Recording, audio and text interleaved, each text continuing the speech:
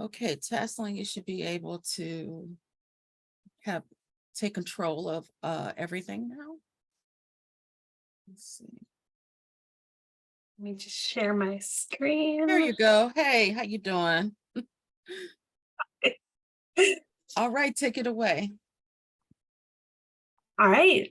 Thank you all so much for having us today.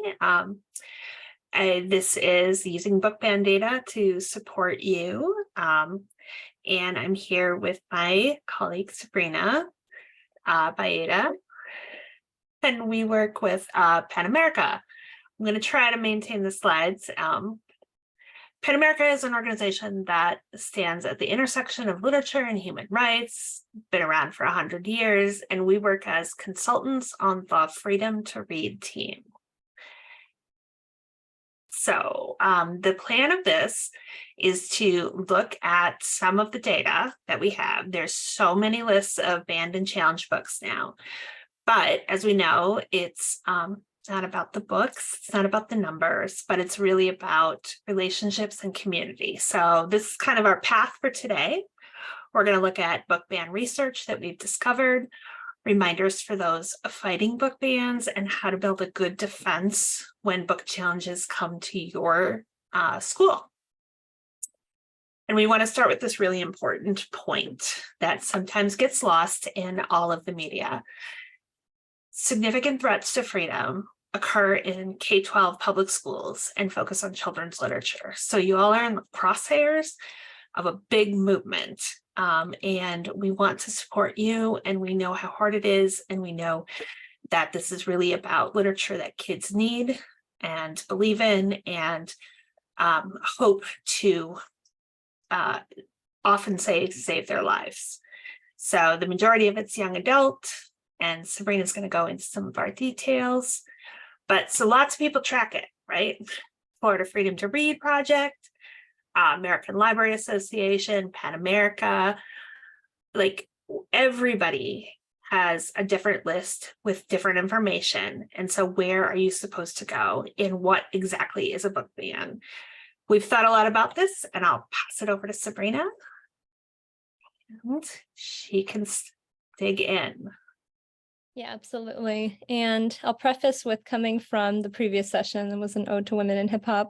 This is going to be slightly different. That one's a lot more fun. This one's a little bit, as far as the current climate, I'm going to go into some numbers that are not super uplifting, but hopefully by the end we can empower you to feel a little bit better about the current climate, just because there is a lot of information out there, very large, scary numbers, but I like to always preface the numbers. I'm usually the numbers person of the presentation. I always feel so bad because I feel like I bring everyone down, and hopefully Tasslyn will bring everyone back up by the end. But we'll go into some of the PEN America's research on book bans. So specifically, PEN America tracks school book bans, so we're not tracking public library book bans in this. Not officially, at least in these numbers.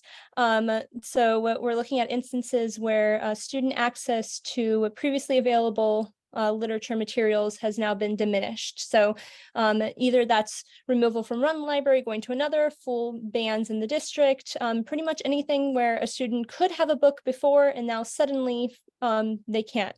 So you'll see a couple of different statistics, and it's just good to keep in mind. We have instances of book bans where we have one book in a district, and we call that an instance, a case. That is not to say copies of books are counted in that. So a lot of times if you see a classroom set taken out, we'll only count that once. So unfortunately, it is an undercount in that aspect of it. Another element to this is we look at unique titles when we're looking at the content of the books. So we're only counting that once. So even if a book like Genderqueer is banned across the country, we're only looking at the content of that book once through the unique title. So that's just some boring methodology that we needed to get out of the way. And now we can go on to some of the numbers. Oh, I'm seeing a comment really quickly about the ed scare. Yes, that is a very big key term for us. And this is, and I should say, we're focusing on book bans. We're going to look at some very specific cases, but it's important to keep in mind that this is all part of a larger movement against public education. So we're looking at, we have a report out now for the fall 2022 numbers. So this is just going to be July 2022 to December 2022. And we had 1,400, almost 1,500 instances of books being banned, affecting 874 unique titles. All those unique titles have authors, multiple authors, illustrators, and you can see just the breadth of people that are getting impacted. It's not just the books on the shelves, but then everybody in that school district, all the authors implicated, all the communities that are implicated with that. You can see that there was 1,300, almost 1,400 in fall 2021. And then there was a slight decrease in the spring and then a big increase come fall. I will say we're going to be coming out with a report that does the 2-year roundup. We're looking at a beginning of October Banned Book Week date for that. And unfortunately, we did not get, you're privy to this information. We did not get a dip like we did last spring. We actually are looking at more increases in these numbers. So unfortunately, the problem is only getting worse. And that 4,000 instances of individual books being banned is going to look even larger once we put out the full 2-year report. And we can keep going from there. Yeah, so these are some pretty graphs. Our report goes into all the minutia of what the content is, what they're focusing on, what states and everything. I won't go into this here just because it's a short presentation and because I think we really want to get to talking about why the numbers matter and how you can use them. You can look this up and you can equip yourself with this knowledge. We'll have a resource sheet for you that has that information as well for links that you can go to. But I just want to show you a little bit of what our research has in case that's of interest to you. And also just make it clear that if you look at these numbers, especially if you look at 30% of the titles had characters of color or themes of race and racism, and 26% LGBTQ plus characters or themes. This is only for the fall, by the way. We've had previous reporting that had 41% for these numbers, that this is a targeted attack on marginalized communities. It's important to keep in mind, it's very harrowing and it's very terrifying, but it's important to keep in mind that these are not just random attacks that are happening, random individuals who have decided that certain books they want to look at, no matter what the rhetoric is around it. These are targeted attacks. So we can keep going from there. Yes, and we also have state-specific information. You may have heard, I'm from Florida originally, so it breaks my heart to see Florida so heavily impacted.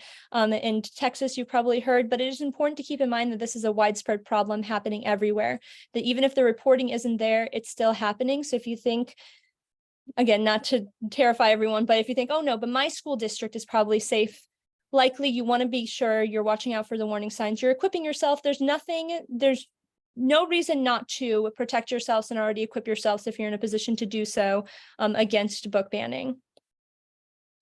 All right. And now let's go a little bit just into the trends and then I'll pass it off to Tasslyn.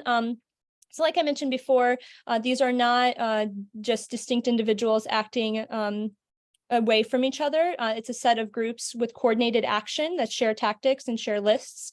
And that was a big story last year, and that has now evolved into state legislation, which you've probably been hearing a lot about state legislation, or you've probably been personally affected by state legislation that is now dictating what can go in school libraries or what kind of materials are available in school curriculum in libraries. The legislation a lot of times is very vague. It doesn't give any parameters. It doesn't equip resources for having to comply with it. It's creating a chilling atmosphere. The big thing this has created is just fear and intimidation. School districts now are prematurely pulling books, not because educators there believe that they should be pulling books, but because they're so terrified of what might happen and the implications of that when there's legislation attached or other penalties or a lot of community pressure, that they are now self-censoring. And it's important to keep in mind, we'll go into a little bit, but when I say community pressure, I mean a few individuals who are very loud. The legislation is very chilling, as Tasslyn has said, but most people do not believe in book bans and do not promote book bans. And we're going to want to use that to our advantage later on in some of the empowerment techniques. So now that unfortunately I had to paint how terrible the landscape is, let's go into some of the better elements of this with Tasslyn Magnusson. Okay, so I think it's really important to take 2 steps back and focus on 2 things. One, something that is being eaten away at by both this movement and the legislation. Y'all are professionals who are trained in collections development and management.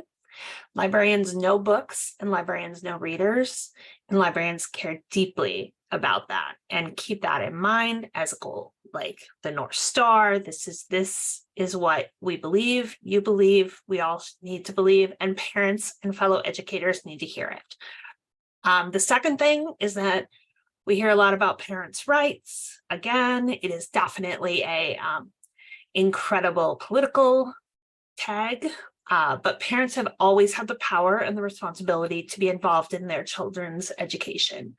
There are procedures. I know I've read nearly every policy and procedure for librarians in schools across the country. There's plenty of ways in which parents could get what they need out of the library or the classroom library or the teachers. Parents and librarians are partners.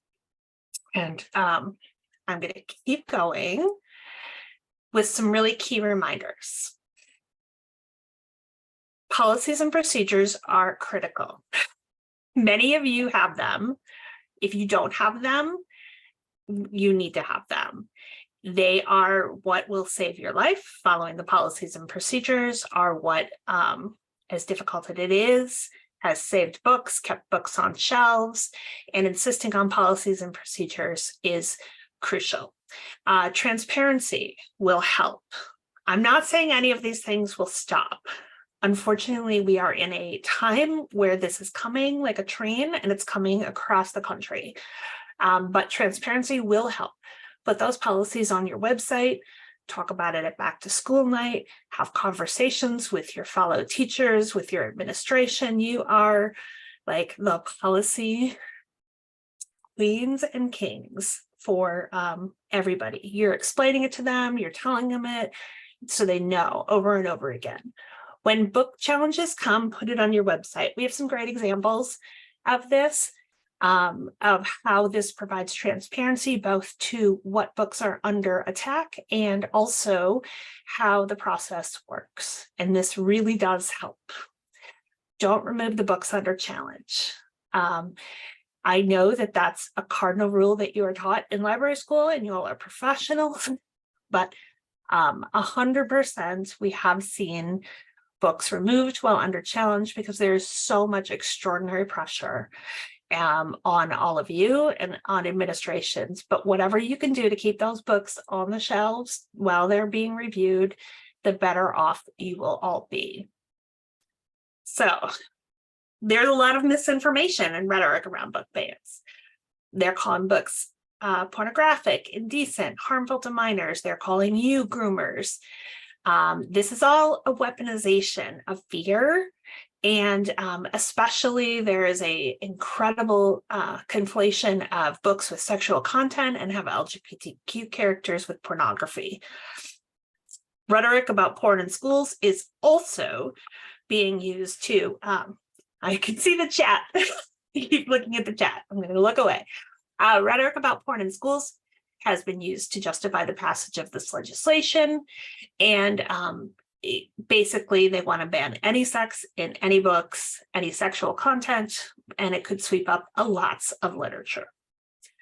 So, is there sex in some books? Yes, there is. Y'all know that. We know that. There is literature with sexual content that is appropriate for readers. Libraries are about free choice reading. And some of the language that has been successful in talking about this, as difficult as it is to acknowledge that there is sexual content and that you are professionals and experts who determine what's best for what reader, where, and when. And you're following guidelines and collection strategies that guide your decisions there. But stories offer pathways for young people to understand sexual assault, for example, and other situations that they may encounter. And it also enables them to understand consent and exercising agency over their own bodies and knowledge about what their bodies do, when, and where. So here's the final piece of the sexual content. We're hearing clips, right? Sabrina talked about all the groups who stand up in board meetings. I know you all have seen them. Read all of the secret clips of all the worst parts of this book or that book, or things that they think are salacious. There's something you need to remember.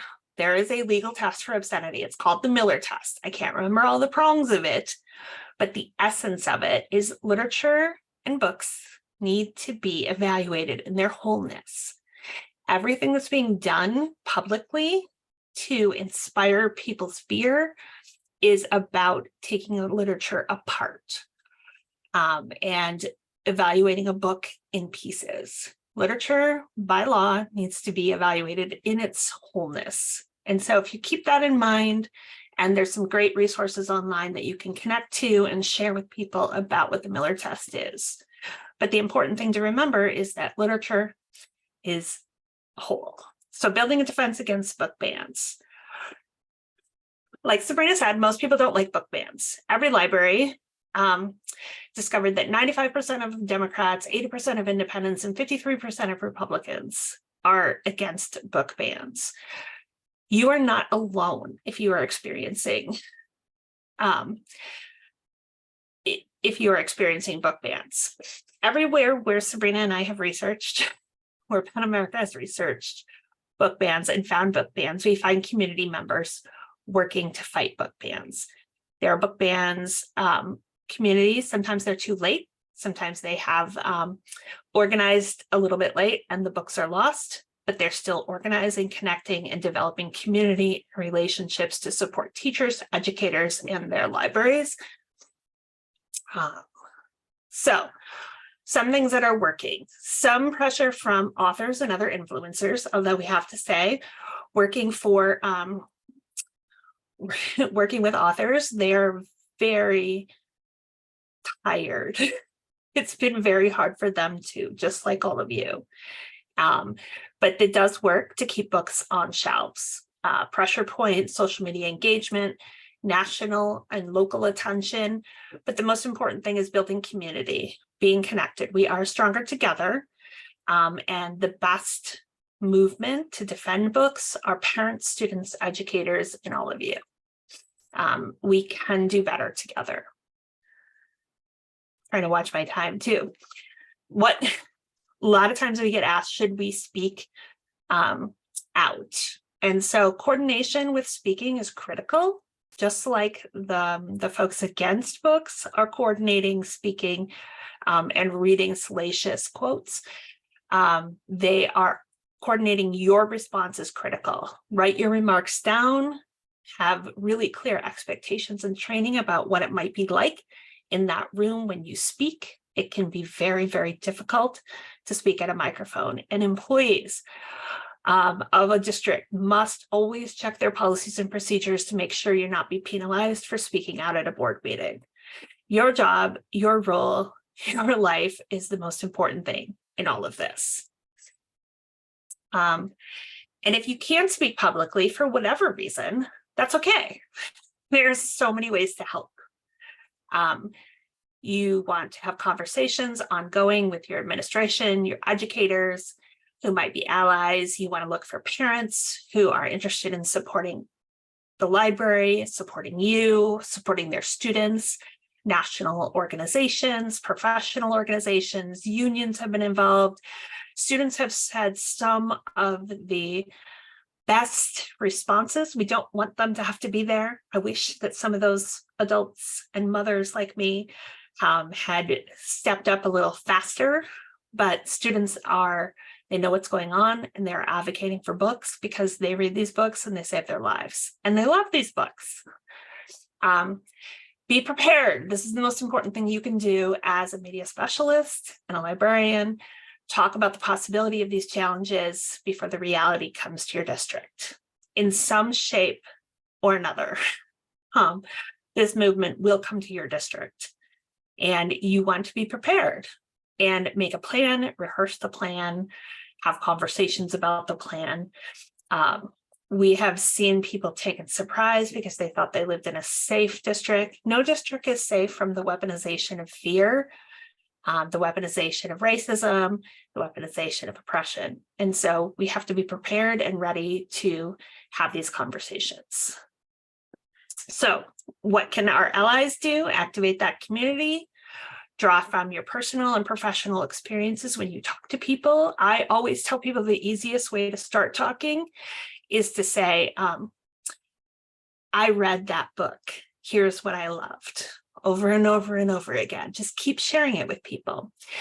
The most important thing too that you can do is to have positive, public, and proactive conversations. Again, before the challenges come, about diverse and inclusive literature, especially those that center BIPOC and LGBTQIA authors in your actions. They are being targeted. More characters of color, more characters of LGBTQ kids are being impacted by these bans. And then center the voices of young people in your actions and your conversations. Listen to them. They're speaking very loudly and often not listen. Yeah, I see a lot of you. The chat looks awesome. Talking about being a parent, and that is sometimes the most powerful way. You're professionals, but you might be a parent and speak to that. So students are leading the way. There's a picture here of the Central York kids, the Panther Anti-Racist Union. They've been training and leading folks across the country in fighting back and saving books. So, and I'm going to pass it back to Sabrina to close us out. Yeah, absolutely. And then hopefully we'll be able to answer some of those Q&A questions and then some questions in the chat here at the end as well. But the main thing is, you see this message that we have for you. You protect the books kids need to see, and you have a right to read, and we need you. And one of the things that I noticed in the chat was just a sense of community. There already is, and community really is the key to fighting this. Part of this movement, they're trying to isolate you. They're trying to make you feel intimidated, fearful, alone in this. Like you are the only person standing between the books and their removal, and that's not true. You have a whole community around you, but it's easy to feel that way when these attacks are coming, or if you feel that these attacks are coming for you. So already I've seen people who are new librarians asking for advice in the chat, and other people going, oh, okay, I have this link, I have this resource, this is how I would address this. That's exactly how you can handle this. We talk about fostering community in trying to find people. You're very vulnerable in your position as a librarian. So trying to find people outside of that. Parents, if you yourself are a parent, I saw that in the chat as well. Talk to the district as a parent, but I think finding community with other librarians who actually know what that's like is really important as well, so that you can collaborate with each other. So supporting your colleagues, you're already doing that by being here. So I know I'm preaching to the choir probably about this, but especially I just saw a lot of people who might be new librarians or might be stepping into this role when previously occupying other roles. Please rely on each other and each other's knowledge to be able to go through this. Everyone is here for the same reason, which is to provide books to communities. So with that shared mission, you can go forward and we can all fight together. And I will say there are organizations like PEN America that it is our jobs. Tasslyn and I, we spent 24/7 fighting this. We do not have your knowledge. We do not have the knowledge of you as a librarian. So I appreciate even some of the comments that I was like, oh, I'm learning things. I'm like, okay, that's how this process works. That's how somebody might step into this role. So you are educating us, but rest assured that there are people out here who are fighting for you on this side of things that you shouldn't have to be fighting on. And I'm very sorry you are in this, but rest assured that we are here to help you. And if we don't get to a question today, or you think of something later, I think we're going to provide our contact information. You can always find us through the PEN website as well. But please contact us so we can provide resources and provide support for you in this arena. But I know there are some questions. So in the last 5 minutes, Tasslyn, if we want to try to zip through some of these questions that we have. Yes, these are. I'll do the first one is about deselection, removing books from library with troubling representation and stereotypes. Is this different from a book ban? Does it count as a book no longer accessible to students? This is a really good question. It's a tough one because weeding is an essential part of a librarian's task. And we have learned that. We have learned a lot about weeding. Again, not a librarian, just a kid lit writer and a researcher. But weeding is essential. So what we have started to tell people is that we believe, as hard as it is, that if a book is challenged, the answer shouldn't be to weed it. We are open to hearing about your experiences and your advice, but once the book is through a challenge, and if it qualifies for your weeding policies and procedures, that is natural and appropriate part of your jobs. But we're trying to help people make a distinction between a weeded book and a challenged book, and that challenged books needs to go through their process. That's just our suggestion as we watch this happen, because we're watching librarians be pressured across the country into weeding their books rather than having them go through a challenge process, because the challenge process is long and it's very expensive. We're working on that. If you're keeping track of money, please email us. We'd love to know more about the financial costs to this. So I think that's a critical component of it. Are you seeing challenges with states that lead to bans eventually attempted and sometimes, or okay, the other question is really long. So part of it is one thing to think about with the data that we present, and Sabrina can jump in anytime, is that this is incomplete, right? Especially in places that don't have local newspapers, especially in places where there aren't reporters assigned to cover school boards, especially in all the different places across the country that this may happen without anybody looking. So this is incomplete. And there is a second question that we are anxious to begin to talk about, is the access. Some schools don't have school librarians. Some schools do not have librarians at all. And that is a component of this issue that we must address, both as people who care about literature and kids, but that the school library is the heart of a school, and it is critical, and it is important, and it's sometimes the only place where kids can get access to literature. And so we have to address the access as well as the banning. Both are different kinds of bans. I see Casey, so we may be out of time. Yeah, you guys have hit it with the time, but this was really valuable. I thank you for stopping in and sharing the knowledge here. And I did a copy and paste of Sabrina's post. I'm going to put it back in the chat for just some people that didn't get it. It's a lot of good resources in there. I was kind of skimming it, the last minute or so. Wow, please give Tasslyn and Sabrina some love in the chat. Also give them some love on social media. A lot of wealth of knowledge that was shared here in 28 minutes. And I thank you for condensing all of that down, ladies, because I know that was a lot. You all had to pick and choose what to present today. So thanks so much. And just verbally, how can people get in contact with you both online, social media? I'm on Twitter at Tasslyn M. And by email, my easiest email to remember verbally is just tasslyn@gmail.com. But I'm also on the Penn website, Sabrina. Yeah, my email on the Penn website, I think it's also included in this resource. I think we'll add our Twitter handles to this resource as well, and maybe try to make that link available in the document I know you're putting together, Casey. And then @Brina Baeta is my Twitter handle for however long that lasts. So you can follow me there as well. Okay, thank you, ladies. Thank you so much for stopping in and really giving us a great education. Thanks again.